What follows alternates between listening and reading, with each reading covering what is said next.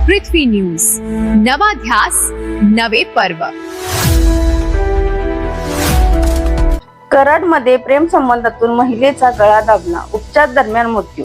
कराड शहरातील शिवाजी स्टेडियम परिसरात एका महिलेच्या मृत्यू प्रकरणी तिच्याच प्रियकराला कराड शहर पोलिसांनी ताब्यात घेतले आहे। सुषमा तांबेरे, राहणार शिवाजी स्टेडियम, झोपडपट्टी असे मृत महिलेचे नाव असून सागर महादेव माने, राहणार जुने मार्केट, तालुका कराड असे ताब्यात घेतलेल्या संशयिताचे नाव आहे। पोलिसांनी दिलेल्या माहितीनुसार सुषमा तांबेरे आणि सागर माने यांच्यात गेल्या काही दिवसापासून संबंध होते। किरकोळ कारणावरून त्यांच्यात वारंवार वाद होत असल्याचे सांगण्यात येते। गुरुवारी रात्री दोघांमध्ये वाद झाला। यावेळी सागर माने यांनी सुषमा तांबेरे यांना मारहाण करून त्यांचा गळा दाबल्याचा आरोप आहे।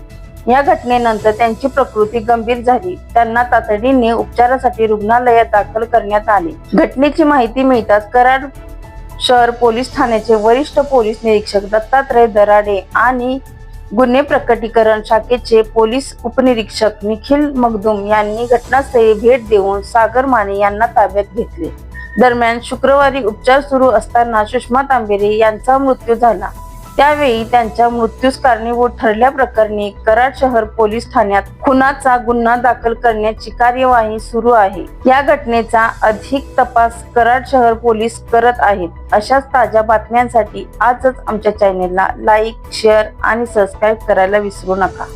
सागर दंडवते, पृथ्वी न्यूज, कराड।